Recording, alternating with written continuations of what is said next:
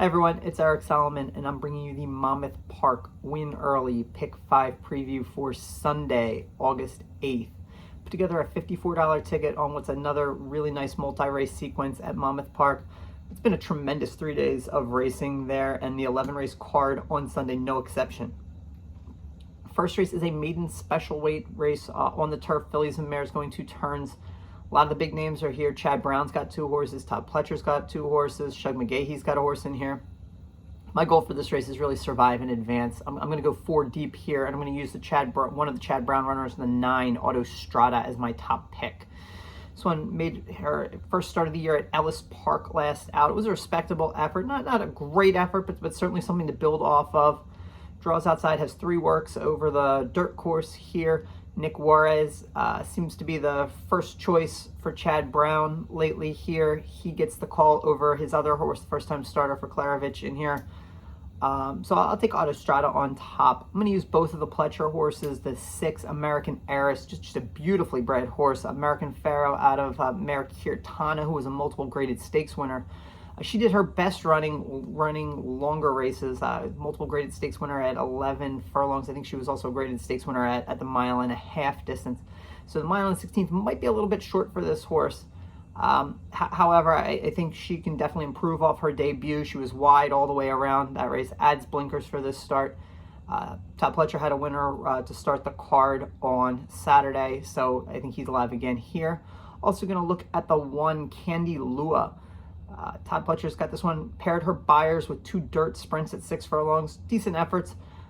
Certainly could take to the turf here. Third start, so I always like that pattern, 2 sprints to a route, especially if a maiden hasn't quite gotten figured out yet. Should get a ground saving trip. Definitely a horse I want to put on the ticket. And also going to use the 8 Tick Tick Boom. This one has 11 starts already under her belt. A lot of third place finishes with some tough company, including stakes company. She was 3rd on the dirt last week when Bold Tactics ran a monster race there. She runs well on either surface. Definitely a good money earner for her connections. And if some of the unknown commodities here for the big barns misfire, she's certainly one that could pick up the pieces. Race 2, a $25,000 starter allowance for 3-year-old fillies. Top 3 horses, 3 favorites on the morning line, all 3 coming out of races where they experienced some kind of trouble. My top pick is the 3, Practically Dizzy. Again, she had trouble at the break when she went at Pimlico last time out. Still finished with interest. Had a strong race to break her maiden here. 2 starts back. I think she makes a lot of sense coming back to Monmouth. She Dazzle was well backed in a similar race on June 11th last time out, and she then also had some traffic trouble. Prior to that race, she had a really nice progression working with her dirt races, so I think she could certainly come back. It had a little extra time off that last race. And then Lady Clow just had a self-inflicted wound, kind of hit the brake at the start, or hit the gate at the start, and spotted the field a bunch of lengths at the beginning. She really has run her best races when she's up on the lead, and there's not a ton of speed here, so she is a threat if she can get away cleanly. Race 3, this is an interesting non-winners of 3 lifetime claiming race. 20 down to 18 is the tag. There's a familiar name here, number 5, Restoring Hope. If that name sounds familiar to you, he was in the 2018 Belmont Stakes, and he was kind of the anti-hero there as Florent Giroux, and this horse kind of took a right-hand turn shortly after the break, carrying out some of the other contenders and allowing Justify to have a pretty easy run into that first turn, where he was able to set some moderate fractions and go all the way to win the Triple Crown. This one has kind of fallen off from that, but you look at his last few races, certainly fits. This is probably the right level for him. He's part of a group of horses that are owned by Gary and Mary West.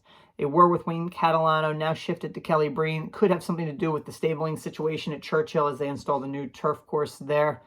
But talks about Bold Tactics, maiden winner. That's one of those horses that was Catalano to Breen for those, and was a big winner last time out. So there's a few horses on that card that fit that bill here. Also going to use Road to Meath, the 7, claimed for only 7,500, so jumps back up in class, but definitely has some quality races past that. Ron Abrams gave him a little bit of time off. Certainly could be a player here. And also going to use the morning line favorite, number 1, In Sight. Don't love this horse as the favorite. Is kind of a declining buyer pattern. Is dropping in for the tag for the first time. John Service had a strong day here last week with the first and third place finisher in the Monmouth Oaks. Race 4, maiden special weight, 2-year-old colts and geldings, 6 furlongs, 12 horses. I'm definitely looking at 2 first-time starters on the outside. I like Eloquist. Butch Reed has this one. This one coming off a big workout at Parks. Bullet work at 4 furlongs, 47 and change. Frankie Peddington going to come in to ride. He took the Monmouth Oaks last week. He's back here to ride. He's ridden well in limited starts here. Butch Reed sent Mainstay earlier in the meet to debut and win impressively. That one's a half to Vequist. Mainstay was then second in the Schuylerville and runs today in the Adirondack, I believe, as the morning line favorite in that race. Also going to use the 12, Fun at the Fort, a Violence first-time starter from Pat McBurney, who certainly can win first asking. This is another one who had a sharp drill last week, 47 and change on this course. I like the outside post, even with a big field of 12 here, could get a little bit wide, but certainly when you break from the outside, it limits the number of things that can happen at the break in a big field like this, especially with 2-year-olds. Then I'm also going to use the 1, Slats, where I feel for this horse breaking on the rail in this race. Did get rail experience in a smaller field at Pimlico and ran a strong race to be third that day. Had to tap on the brakes a little bit and still kind of kept finding to be third, less than a length in both of his 2 starts. I don't think this horse will be a maiden for long, but this is a tricky spot for this one. Still want him on the ticket because, again, anytime you have a 2-year-old that has shown an ability to overcome some adversity, that's always a positive. If we can get through there, that takes us to our favorite in race 5. This is another 20,000 down to 18,000 non-winners of 3 lifetime, but this one for fillies and mares on the grass. Lady Fatima just seems to be the one here. It feels like it's going to be her turn. She was narrow second place to a nice horse, Strong Gem, with 25 down to 20. So clicked better last time out. And she finished 4.5 lengths in front of Peggy O'Prado, who's back in here. Looking at the field, it's just not as deep as that field that she faced and pretty much beat everybody else handily in. She hasn't won since October of 2019 at Woodbine, so it's, you always feel a little uneasy when you single here to a horse like that. However, strong performance last time. It just kind of feels like her turn in a race where there doesn't seem to be much else. That's how I see this card. 11 races highlighted by the Oceanport. Chad Brown's got a couple nice horses there that could be looking at bigger and better things in their 6-year-old campaigns. Great racing. The late sequence, all no claiming races in there. Maiden special weight, optional claiming allowance races, and the stakes race to end the week. So definitely take a look at the Monmouth Park card. Good luck to everybody, and we'll talk to you next week.